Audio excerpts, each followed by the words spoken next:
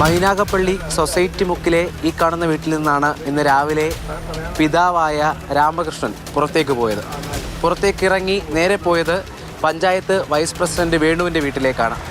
പിന്നീട് vice president വേണുവിന് മുന്നിൽ പറഞ്ഞത് ചെയ്ത കുറ്റകൃത്യത്തെ പറ്റിയാണ്. അപ്പോഴാണ് നാട്ടുകാർ ഈ വിവരം പുറത്തറിയുന്നത്. ഈ മരിച്ച സന്തോഷ് കുമാറിൻ്റെ അച്ഛൻ രാവിലെ മെമ്പർ എന്ന നിലയിൽ എൻ്റെ വീട്ടിൽ വരികയും ഒരു 5:30 ആയി കാണും. 5:30 എൻ്റെ വീട്ടിൽ വന്നിട്ട് എനിക്ക് മകൻ തീർന്നു എന്ന് പറഞ്ഞു.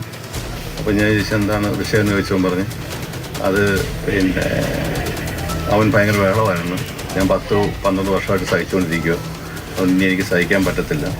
അതുകൊണ്ട് ഞാൻ പിന്നെ അവനെ ഭിത്തിയെ പിടിച്ച് തള്ളി തലേന്ന് അടിച്ച് മരിച്ചതായിട്ട് എനിക്ക് തോന്നുന്നത് എന്ന് പറഞ്ഞു. ഞാൻ പറഞ്ഞു എത്ര സമയമായി കാണും? അത് ഇന്നലെ രാത്രി 8:30 പറഞ്ഞു. ഞാൻ ഇതുവരെ ഞങ്ങൾ ഹോസ്പിറ്റലൊന്നും കൊണ്ടുപോയാൽ എന്താ, അത് ഞാൻ കൊണ്ടുവന്നില്ല, എനിക്കിനി ജീവിക്കാൻ എനിക്ക് സഹിക്കാൻ വയ്യ, അതുകൊണ്ട് ഞാൻ ജയിലിൽ പോകാന്നുള്ളതാണ് പുള്ളി പറഞ്ഞത്.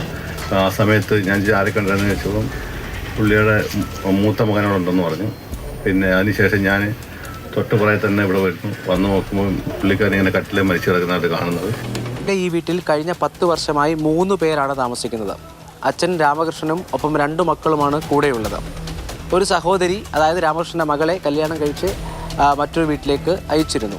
2 മക്കളുമായി താമസിച്ചിരുന്നു. ഇവർ 3 പേർ മാത്രമാണ് വീട്ടിലുണ്ടായിരുന്നത്. അതിൽ മൂത്ത മകൻ സനൽ കൊലപാതകത്തിന് ഇരയായത്. 2ാമത്തെ മകൻ സന്തോഷാണ്. സന്തോഷ് അമ്മയുടെ മരണത്തിന് ശേഷം മാനസിക രോഗത്തിനുള്ള ചികിത്സ തേടിയിരുന്നു എന്ന് വീട്ടുകാർ ഉൾപ്പെടെ സാക്ഷ്യപ്പെടുത്തുന്നുണ്ട്.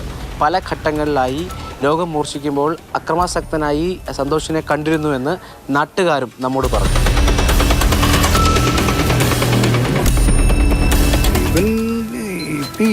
ഇപ്പം കൊണ്ടുവന്ന ശേഷം വന്നതിന് ശേഷം വളരെ ശാന്തനായിട്ടായിരുന്നു ഇരിക്കുന്നത്, സൈലൻ്റായിട്ടായിരുന്നു. അത് ഇന്നലെയും കൂടി രാവിലെ ഞാനിവിടെ നിന്ന് ജോലിക്ക് പോകാൻ നേരം എൻ്റെ അടുത്ത് സംസാരിച്ചെണ്ണ അവിടെ പോകാമെന്നൊക്കെ ചോദിച്ചിട്ട് പോകും. അപ്പോൾ അത്രയ്ക്കൊരു സ്ഥിതിയായിരുന്നു.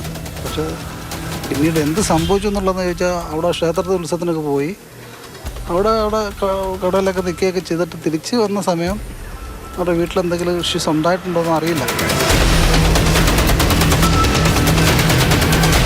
രാത്രി 8 മണിക്ക് ശേഷമാണ് സംഭവം നടന്നത്. അങ്ങനെയാണ് മനസ്സിലാവുന്നത്.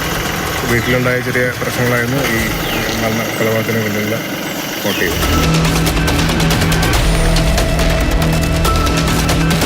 ഇന്നത്തെ ദിവസമാണ് വീട്ടിൽ കുറ്റകൃത്യം അരങ്ങേറുന്നത്.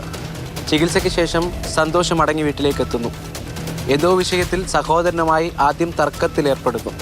ഈ തർക്കത്തിൽ പിന്നീട് പിതാവ് ഇടപെടുകയാണ് ചെയ്യുന്നത്. ഒടുവിൽ തർക്കത്തിനിടയിലാണ് സഹോദരൻ്റെ കൈയും കാലും മൂത്ത സഹോദരനായ സനൽ കെട്ടിവെക്കുന്നത്. ശേഷം പിതാവ് വലിയ ഇരുമ്പ് കമ്പി ഉപയോഗിച്ച് സന്തോഷ് എന്ന മകൻ്റെ തലയ്ക്ക് അടിക്കുകയായിരുന്നു. അതിനുശേഷമാണ് കുറ്റസമ്മതത്തിനായി പിതാവ് പുറത്തേക്ക് പോകുന്നത്. ഇത്തരത്തിൽ രോഗത്തിൻ്റെ ഭാഗമായുള്ള ഈ പ്രവണതകൾ അവർക്ക് സഹിക്കാൻ കഴിഞ്ഞില്ല എന്നാണ് പോലീസിനോടും പിതാവ് ഏറ്റുപറഞ്ഞത്. ഏതായാലും പോലീസ് സ്ഥലത്തെത്തി പിതാവിനെയും മൂത്ത സഹോദരനെയും കസ്റ്റഡിയിലെടുത്തു. മൂത്ത സഹോദരൻ്റെ ഈ കൊലപാതകത്തിൽ മൂത്ത സഹോദരൻ്റെ പങ്ക് എന്താണെന്ന് പോലീസ് അന്വേഷിച്ചു വരികയാണ്. പിതാവ് എന്തായാലും കുറ്റം സമ്മതിച്ചിട്ടുണ്ട്. അത്തരത്തിൽ ബാക്കി തെളിവെടുപ്പിന് ശേഷം പോലീസ് ഇവിടെ നിന്ന് മടങ്ങിയിട്ടുണ്ട്. നിലവിൽ എന്തായാലും ഈ കേസിലെ പ്രതികൾ 2 പേർ, അത് പിതാവും സഹോദരനും അറസ്റ്റിലായിട്ടുണ്ട്.